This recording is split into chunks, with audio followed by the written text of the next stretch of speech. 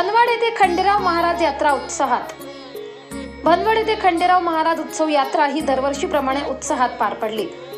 या यात्रेची परंपरा ही अनेक वर्षापासून आहे। या यात्रेचा असा एक नियम पाळला जातो की देवाची पालखी ही 15 दिवस आधी गावात आणली जाते आणि पालखीचे दर्शन घेण्यासाठी आजूबाजूच्या परिसरातून भाविक भक्त येत असतात आणि याच यात्रेचा आज जागरणाचा दिवस होता।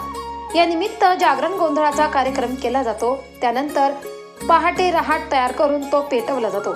मग त्या धगधगत्या आगीत खंडोबाचा वारकरी उतरून रहाटेला मान दिला जातो व त्या वारकऱ्याच्या पाठीमागे भाविक भक्त पण उतरतात व दुसऱ्या दिवशी 12 गाड्या वारकऱ्यांच्या हातून ओढल्या जातात। अशा प्रकारे ही यात्रा संपन्न केली जाते।